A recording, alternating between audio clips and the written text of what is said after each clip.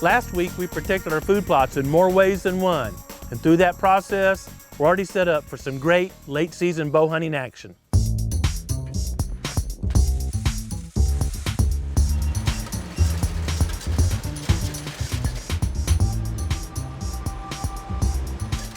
Last week, we shared with you planting some of our hidey-hole food plots with the Genesis no-till drill. These hidey-hole food plots are literally some of the roughest ground here at the proving grounds. Because they're new, there's no organic matter or soil built up yet. We haven't had many years to apply our messy food plot technique. So we're literally scratching rocks as we planted these food plots.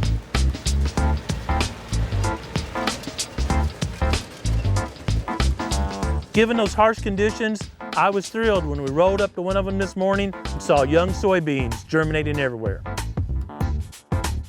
Growing Deer is brought to you by Bass Pro Shops, Reconics, Trophy Rock, Eagle Seed, Nikon, Winchester, Dead Downwind, Antler Dirt, Lacrosse Footwear, Bloodsport Arrows, Flatwood Natives, Morel Targets, Non-Typical Wildlife Solutions, Hooks Custom Call, Montana Decoy, Summit Tree Stands, Drake Non-Typical Clothing, Howes Lubricator, Genesis No-Till Drill, LEM Game Processing, Fourth Arrow, G5 Broadheads, Prime Bows, and Redneck Hunting Blinds.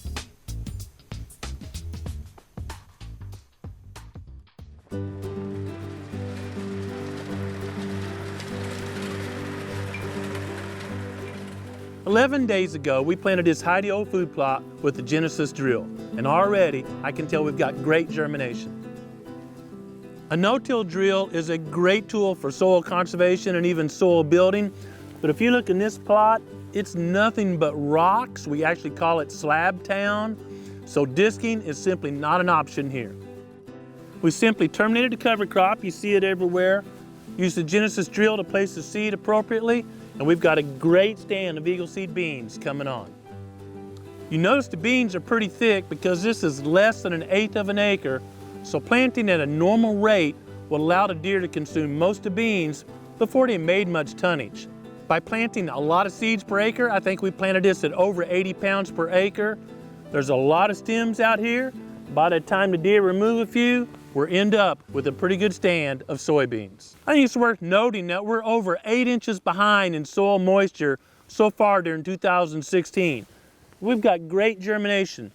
If we had disked this, which allowed more air to get in the soil and dry it out, and if we didn't have this cover crop providing some shade, even as thin as it is, I doubt these beans would have germinated as successfully. Hopefully we get adequate moisture throughout the growing season, and if we do, I promise you, these hidey-hole food plots are going to be great stand locations this fall. There are several benefits to using a no-till drill to plant food plots. One benefit is very visual, as you can see the residual mess of the previous crop laying on top of the field. This mess or organic matter is simply the vegetation from the previous food plot crop.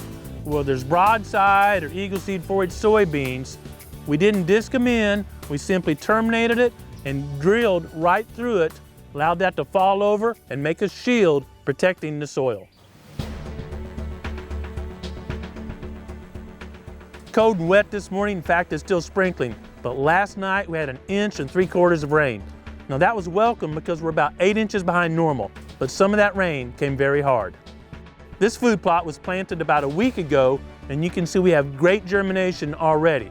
But I gotta tell you, with that hard rain, given the steep slope of this plot, the topsoil and most of the seed would have washed right down into the timber. What prevented that catastrophe is what we call messy planting.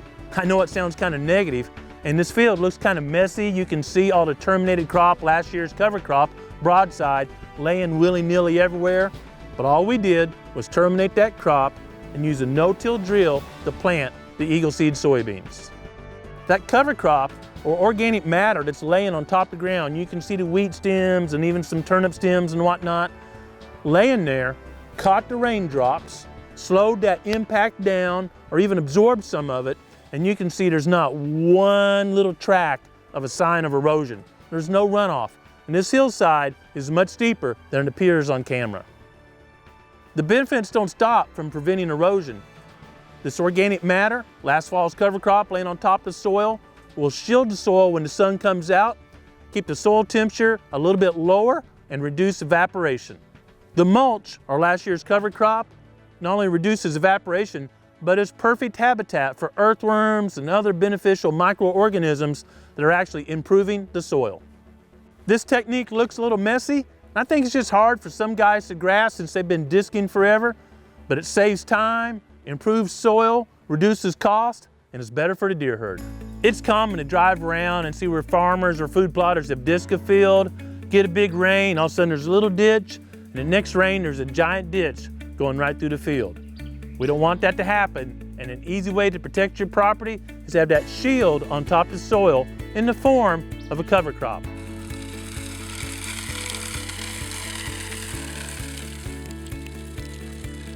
Cover crops aren't fancy. For food plotters, they're just our fall food plot. We want something growing on the surface of our plot as many months through the year as we can, and we never interrupt that cycle by disking. We simply terminate that crop by rolling or herbicide or whatever's appropriate for your area, and use a no-till drill to place the seed in the soil. A really big part of our food plot success is what we call the messy technique, and that simply means making sure our dirt is always covered with either growing or dead vegetation.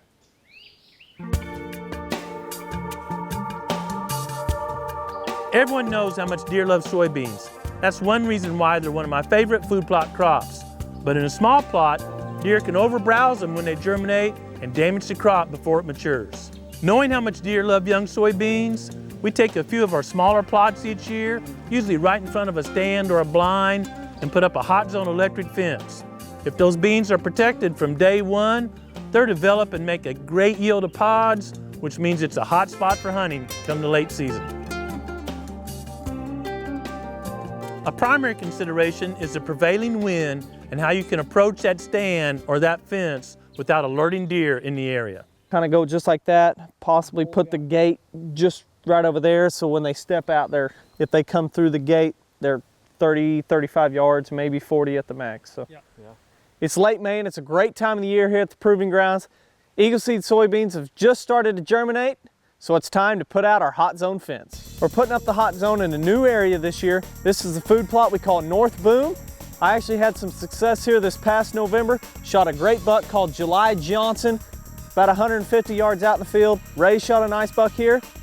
So it's time to bring in the fence and see if we can make it bow hunter friendly. We've got the redneck blind set up on the western side of this food plot. Deer typically like to hang down at the eastern end, but we're gonna bring them into bow range this year, put up the fence, protect these Eagle Seed beans, let them go to grain, so this late winter coming up, when the temperatures drop and deer are really craving those high energy food sources, they know where to find them, and we're gonna be set up in the redneck blind waiting on them. Another really important consideration is where you might have had hit list bucks last year that you don't believe were harvested.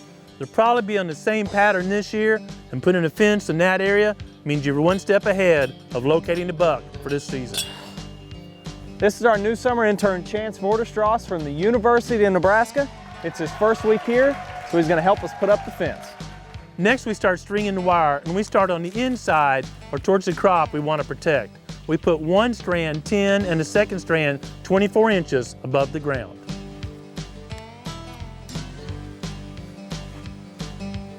In addition to understanding the prevailing wind from a deer's point of view, think about it from the hunter's point of view.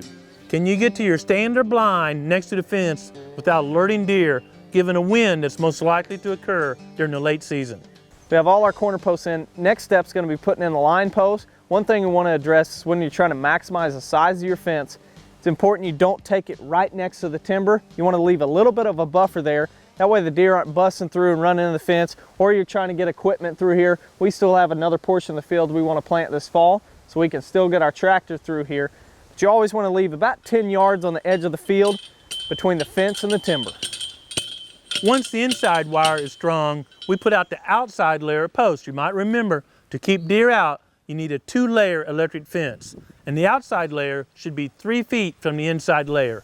If you get them too close, deer will jump the whole thing, and too far apart, deer will jump in the middle and jump the second layer of the fence. Yes, it's an old stick that I've got this poly tape rolled up on. We've been using the same hot zone fence for about 4 or 5 seasons now. We just store it away every off season, break it out, it's ready to go another season. Once the posts are set for the outside layer of the fence, we use a thicker poly tape type fencing there. We found that tape will catch a lot of wind, shimmy and shake, and it's just another deterrent to keep deer away from the crop you're protecting. Ground rod.